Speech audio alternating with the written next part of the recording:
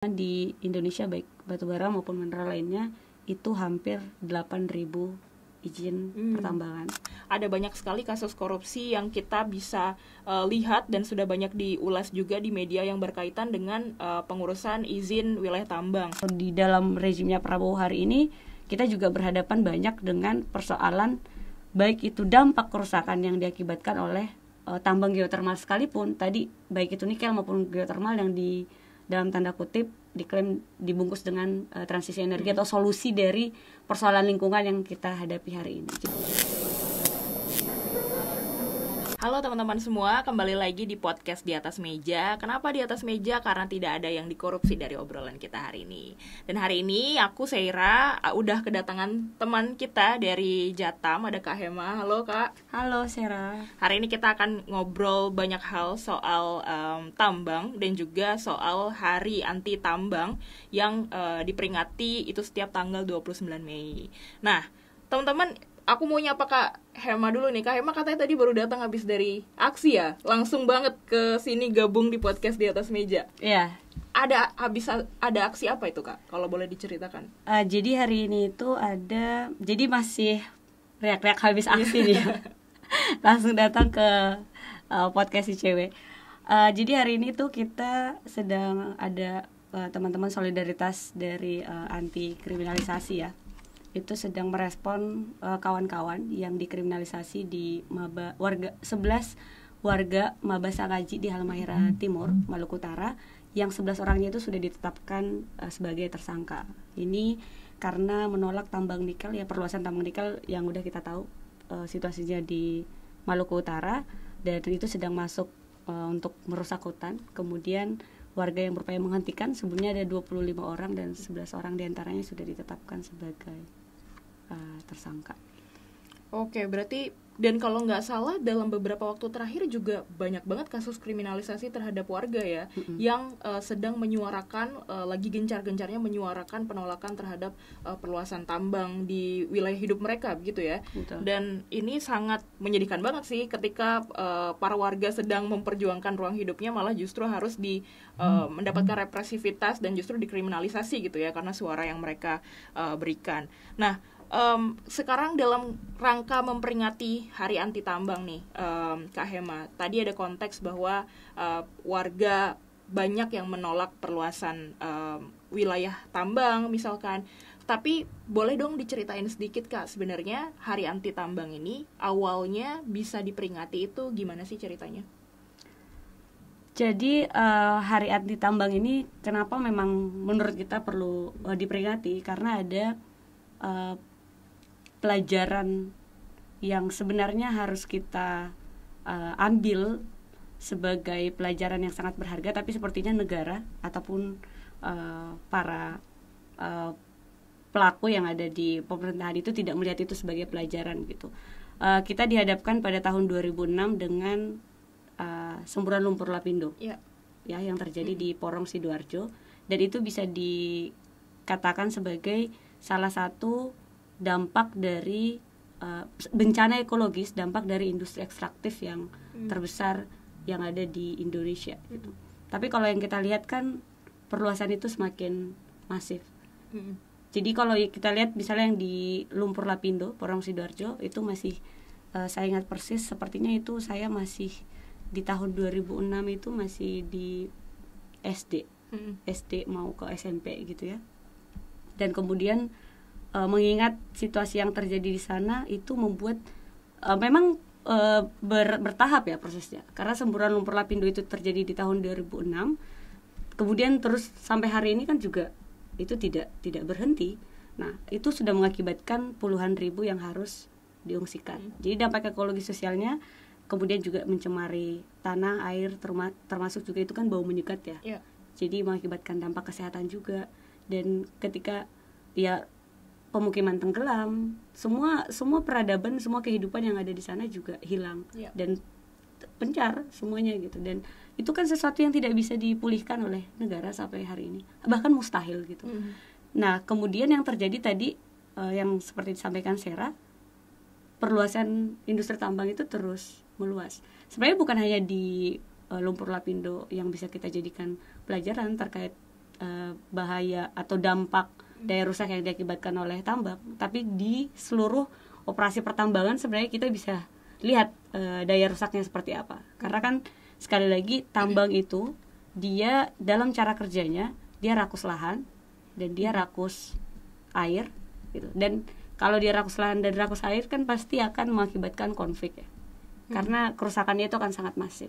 Sehingga dalam proses-prosesnya juga pasti ada pemaksaan-pemaksaan yang dilakukan negara gitu. Jadi sekali lagi itu yang menjadi tonggak awal dari Hatam, dan menurut kita kenapa dia perlu diperingati. Jadi sejak tahun 2010 itu ada pertemuan Jatam bersama warga korban ekstraktif di berbagai pulau lainnya yang ada di Indonesia. Kemudian disepakatilah untuk mendeklarasikan bahwa kita harus berdaulat tanpa tambang, bahwa banyak ekonomi lokal, pangan, pertanian yang perlu kita peranjuti. Dan di 2010 itu disepakati untuk perlu nih kita menjadikan pelajaran berharga. Sejak 2011 didoronglah deklarasi untuk hari anti tambang itu digaungkan setiap tahunnya dan sampai juga hari ini. Tapi mirisnya seperti yang tadi Sarah bilang, di momentum hari anti tambang ini pun kita masih menghadapi kriminalisasi terhadap warga yang ada di Halmahera Timur. Ya, jadi ada satu peristiwa gitu ya di tahun yang sudah pernah berlalu, awal mulanya dari lumpur lapindo juga, salah satunya sekitar tahun 2006 tuh saya juga masih SD itu kayaknya Kak, dan sampai sekarang bahkan udah nggak bisa diperbaiki lagi ya. Ada banyak banget elemen kehidupan warga yang harus bertransformasi menjadi satu lingkungan yang baru banget gitu bagi mereka, dan tentu itu nggak mudah dan seharusnya itu tidak perlu terjadi kalau nggak ada kasus seperti ya bencana lumpur lapindo itu begitu ya. Nah, Kak Hema, tadi kan Kak Hema juga menceritakan soal dampak-dampak dari tambang itu sendiri ya, bagaimana tambang ini punya satu karakteristik, misalkan dia sangat rakus lahan, rakus air, punya potensi menimbulkan konflik juga ataupun perubahan lah yang merugikan, ke arah merugikan bagi kehidupan masyarakat. Kalau boleh dibagikan juga ke teman-teman yang nonton podcast ini, sekarang itu kondisinya di Indonesia tambang apa aja sih Kak yang tadi kan sempat dibahas nikel gitu ya. Selain nikel dan mungkin sebelumnya banyak orang tuh lebih tahu tambang batu bara, adakah tambang-tambang yang lain gitu yang dalam pantauan Jatam juga dan terus mengalami perluasan wilayah gitu, misalkan tambang-tambang apa aja gitu Kak sekarang? Banyak. Iya. Iya, kalau beberapa diantaranya mungkin. Iya, benar. Kalau dalam catatan Jatam sendiri saat ini pertambangan di Indonesia baik batubara maupun mineral lainnya itu hampir 8.000 izin pertambangan, yang itu luasan konsesinya sampai hampir 10 juta hektar. Dan dengan jumlah izin pertambangan dan juga luasan lahan yang demikian, bisa kita dapat gambaran itu sangat masif dan komoditasnya juga sangat beragam gitu. Mungkin aku mulai dulu dari seperti yang kita ketahui kalau pertambangan baik itu dari masa kolonial begitu ya, baik itu cara tentang tambang timah yang sempat juga ramai kalau kita bicara tentang di bubble begitu. Belum lagi kalau kita bicara tentang bagaimana sejarah tambang batubara yang ada juga di Kalimantan sangat masif, atau mungkin ya itu sangat banyak gitu prosesnya, dari baik tambangan batubara, tambangan timah, kemudian juga kalau di masanya Orde Lama kita juga mengetahui banyak nasionalisasi tambang juga, termasuk kalau di tambang emas juga yang mungkin lebih jauh kita kenal dengan Antam misalnya, yang juga oleh negara. Tapi kalau kita lihat misalnya di masanya Orde Baru itu sangat masif. Terutama yang paling kita kenal ada Freeport, ada tambang emas, kemudian juga ada tambang nikel, ada VDNI yang juga sangat besar pada saat itu. Yang kita tahu itu yang kita bilang sejak masanya Orde Baru, rejim ekstraktif yang berdiri di Indonesia. Jadi semakin masif izin-izin pertambangan itu semakin besar. Kemudian pasca reformasi sekalipun ketika ada otonomi daerah, itu juga semakin membuat banyak problem-problem masalah-masalah tumpang tindih, baik wilayah kehutanan, konservasi dan segala macamnya. Jadi pertambangan baik batu bara maupun pertambangan mineral lainnya, atau bahkan misalnya kalau kita lihat dalam konteks hari ini untuk menyuplai IKN itu juga membuat tambang-tambang yang disuplai dari Sulawesi seperti yang di Palu Donggala itu suplai pasirnya juga dari sana, dan itu banyak tambang galian C dan segala macamnya. Nah, bahkan mungkin kalau kita lihat lagi yang lebih masif lagi di eranya Jokowi, ini akan berhubungan sebenarnya tadi tambang apa saja, atau semakin di fase mana eranya sangat masif jumlah-jumlah tambang dan komoditas yang semakin beragam ini. Di era Jokowi tentu saja ekstraktivismenya semakin masif karena dibungkus dengan transisi energi. Kita dengan dibungkus dengan suplai untuk EV, baterai, kendaraan listrik, semakin masiflah tambang nikel yang ada di Sulawesi dan Maluku Utara. Tapi dia tidak menghilangkan komoditas lainnya, terutama juga batu bara. Kemudian kita juga diperkenalkan dengan sumber energi terbarukan yang disebut geothermal. Tetapi sebenarnya kan ini menghilangkan definisi geothermal itu sendiri yang sebelumnya menggunakan definisi tambang. Kita tetap menyebutnya tambang karena baik dalam prosesnya maupun daya rusak yang diakibatkannya itu sama. Jadi di baik fase Jokowi atau di dalam rezimnya Prabowo hari ini, kita juga berhadapan banyak dengan persoalan baik itu dampak kerusakan yang diakibatkan oleh tambang geothermal sekalipun, tadi baik itu nikel maupun geothermal yang di dalam tanda kutip diklaim dibungkus dengan transisi energi atau solusi dari persoalan lingkungan yang kita hadapi hari ini. Jadi mungkin itu beberapa baik komoditas maupun berbagai sebenarnya kan kalau kita melihat komoditas-komoditas tambang ini berhubungan dengan satu komoditas dengan komoditas lainnya sebenarnya di suplainya itu berhubungan gitu dalam konteks industri ekstraktif. Tadi misalnya kebutuhan IKN, bagaimana industri nikel maupun tambang-tambang lainnya juga itu untuk memasok itu gitu. Atau bagaimana misalnya pariwisata yang ada di Labuan Bajo, yaitu industrinya juga disuplai dari bagaimana Pulau Flores dijadikan sebagai pulau tambang panas bumi dan sebagainya. Ya, menarik ya ini Kak Hema, karena sering juga dibahas oleh masyarakat yang mana ini bagian dari hasil penggalakan narasi juga dari pemerintah yang seringkali bilang iya ini salah satu solusi kita untuk memperbaiki kerusakan lingkungan dan untuk beralih ke energi yang lebih bersih. Salah satunya adalah dengan memasifkan penggunaan kendaraan listrik gitu ya, yang mana sebenarnya itu juga ada proses tambang yang digunakan di dalamnya gitu ya, karena untuk menghasilkan baterai yang bisa membuat kendaraan listrik tersebut berjalan itu juga dihasilkan dari tambang nikel yang banyak sekali konsesi-konsesinya tuh memberikan dampak yang buruk bagi kehidupan warga di sekitar begitu ya. Iya, karena kalau bicara tentang dampak tambang itu sekali lagi dia punya karakteristik dampaknya itu sangat multi dimensi gitu. Tadi kita udah banyak bicara tentang dampak baik dampak sosial ekologis itu kan sudah pasti terjadi. Karena tadi dia membutuhkan lahan yang sangat besar, dia akan mencemari tanah ataupun air gitu ya. Atau bahkan sebelum itu dalam proses ketika dia masuk itu pasti banyak penggusuran. Kemudian juga perampasan tanah, jadi konflik agraria juga akan besar karena tadi dia butuh lahan yang cukup ruang yang sangat luas gitu ya. Tadi hutan, wilayah konservasi semuanya itu pasti digusur gitu ya. Tadi masyarakat adat itu pasti juga digusur. Perempuan yang terdampak karena kalau kita lihat juga kerusakan lingkungan yang diakibatkan tambang itu juga punya faktor yang sangat besar mengakibatkan dampak terhadap perempuan. Karena ini berkaitan dengan bukan hanya soal hak-hak reproduksi, tapi juga akses, kemudian semakin rentan kekerasan itu juga banyak dialami oleh perempuan. Jadi sekali dampaknya sangat luar biasa. Betul.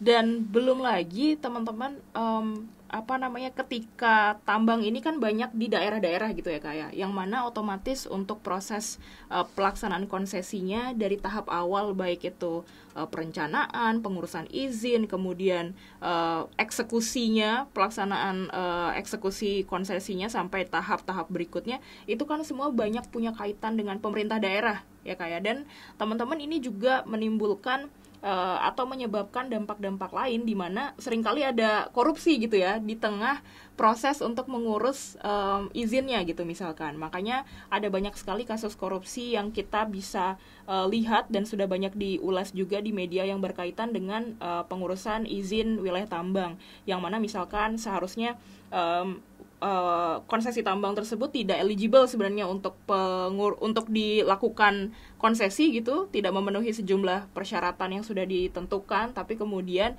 ya dengan adanya suap, dengan adanya korupsi di dalamnya, maka akhirnya izinnya bisa dikeluarkan yang harusnya sebenarnya izinnya tidak bisa dikeluarkan, dan kemudian jadinya tambang yang seharusnya tidak bisa dilakukan di situ malah jadi lanjut beroperasi gitu ya.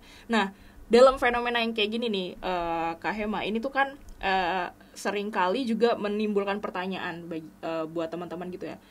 Kok bisa semudah itu? Walaupun mungkin kalau kita jembrengin prosesnya nggak akan kelihatan mudah. Tapi seringkali kalau saya lihat komentar di di sosial media ketika informasi soal ini dibahas, itu rata-rata komennya mempertanyakan, kok bisa ya ini harusnya tidak dijalankan, tapi tetap gas lanjut, dan ada juga misalkan tambang-tambang ilegal lain gitu ya. Ini APH-nya gimana melakukan penindakan hukumnya? Apakah APH-nya para aparat penegak hukum gitu tidak melakukan tidak melakukan suatu upaya lah untuk mengatasi persoalan ini? Nah, gimana nih menurut Kak Hema soal keterlibatan APH gitu ya? Karena di sisi lain di balik layarnya yang kita tahu juga salah satunya adalah kenapa APH tidak banyak justru berada bersama dengan warga untuk ikut melindungi warga dalam memperjuangkan ruang hidup yang akan digusur atau dipinggirkan karena adanya proses-proses atau proyek-proyek konsesi tambang, yaitu salah satunya karena APH-nya juga punya keterlibatan di dalam bisnis tambangnya itu sendiri ya. Kalau menurut pantauan teman-teman gimana? Iya, kemarin itu kita sebenarnya untuk melihat permasalahan kita yang sangat banyak ini, memang nggak bisa dipungkiri juga banyak pejabat negara kita itu juga para pemain tambang. Bahkan presiden hari ini kan juga memiliki konsesi banyak di industri ekstraktif, termasuk tambang batubara gitu, yang katanya tadi ini untuk transisi energi gitu ya. Tapi memang tidak bisa dipungkiri dengan kita bisa ngelihat bagaimana rejim hari ini bicara tentang swasembada energi ataupun ketahanan energi, yang memang dia suplainya bisa dari ya baik itu tadi batu bara maupun yang diklaim sebagai energi terbarukan, itu akan eksploitasi secara masif, bukan hanya sebelumnya tapi akan semakin masif saat ini dan ke depan. Nah, karena memang capaiannya itu sangat masif, dan siapa sih sebenarnya pemilik-pemilik tambangnya selain tentu saja para pemodal secara internasional gitu ya. Ya tadi banyak pejabat-pejabat negara yang bermain langsung di industri tambang ini.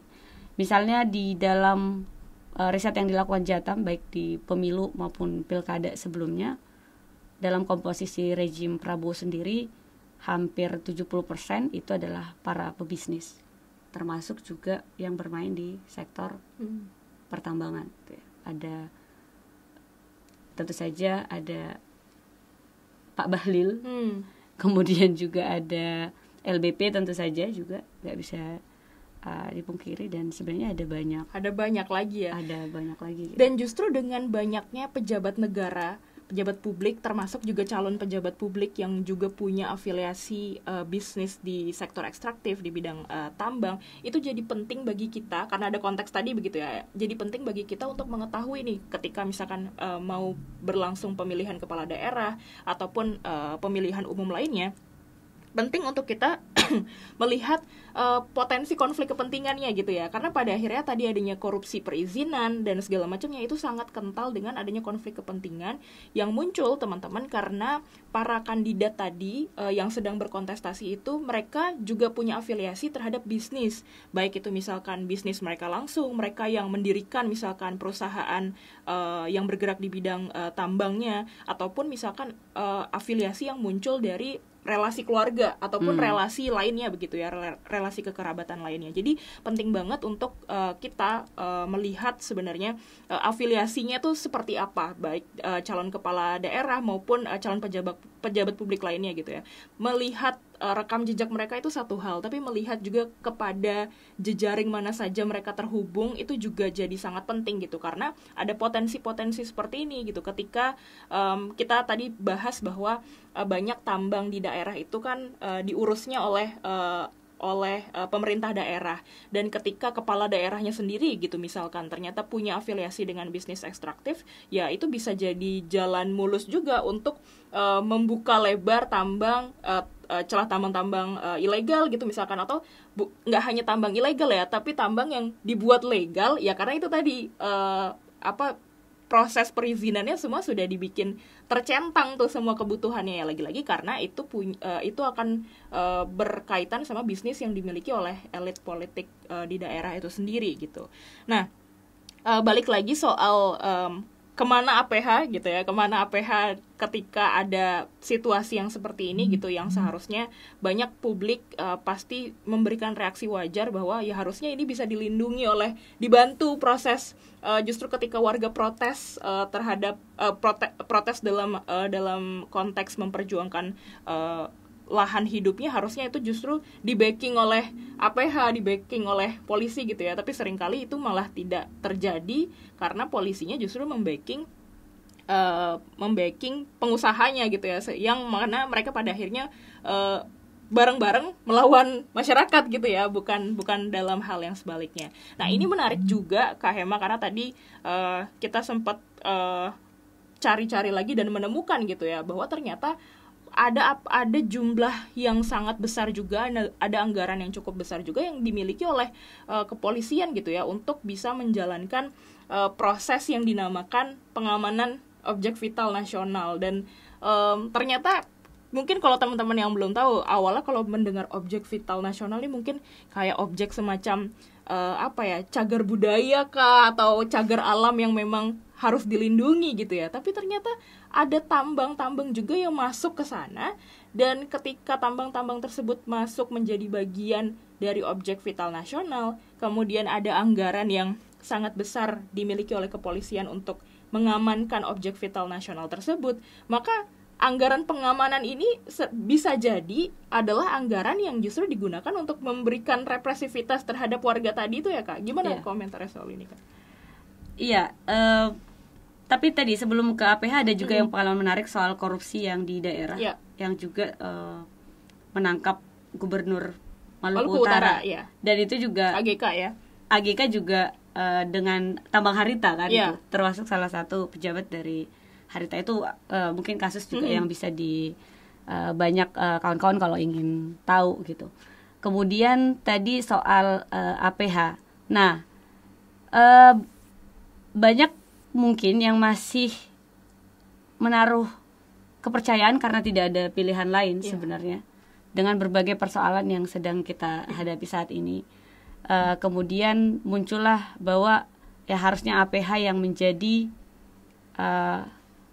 untuk bisa menertibkan dan segala macamnya. Tapi yang kita temui sebenarnya lagi-lagi APH ini, atau tadi dengan berbagai anggaran yang bahkan itu menggunakan dana publik juga, pajak-pajak rakyat dan segala macam, ini malah seringkali membackingi tambang ya, untuk masuk ke kampung-kampung, untuk merepresi, untuk menghajar dan mengkriminalisasi warga, baik itu yang hampir sebenarnya di seluruh operasi tambang. Tapi memang tidak bisa dipungkiri di wilayah-wilayah yang di coupling sebagai objek vital nasional, yang termasuk masukkan tambang di dalamnya begitu ya, atau bahkan proyek-proyek strategis nasional, lagi-lagi itu akan semakin melegalkan represivitas aparat.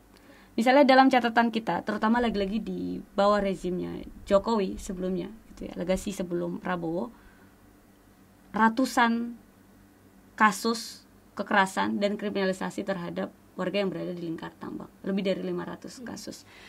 Di rezim Prabowo ini sendiri, ini kawan-kawan yang kita baru melakukan aksi-aksi penolakan, termasuk undang-undang TNI, dan kemudian juga kita berupaya untuk menolak undang-undang Polri, karena tadi sekali lagi ini akan semakin merepresi baik itu gerakan maupun perlawanan dan segala macamnya.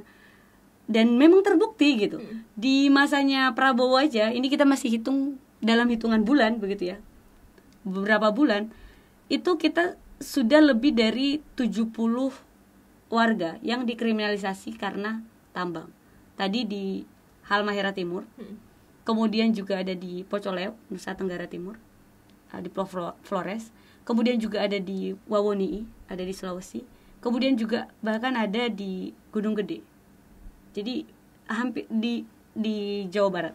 Hampir di setiap pulau ini masih lagi-lagi baru aja gitu ya di rezimnya Prabowo, dan lagi-lagi menggunakan, nggak bisa kita pungkiri, undang-undang Minerba, ya, pasca undang-undang Cipta Kerja dan segala macamnya, itu semakin masif kriminalisasinya dan ada macam-macam kasus. Jadi yang kita temui sekali lagi APH ini adalah sebagai backing dari tambang itu sendiri. Selain mereka, pejabat-pejabatnya juga bahkan tadi sebagai pelaku, termasuk di tambang-tambang ilegal maupun tambang legal yang punya kerusakan yang sama-sama merusak ya. Sama-sama merusak gitu ya.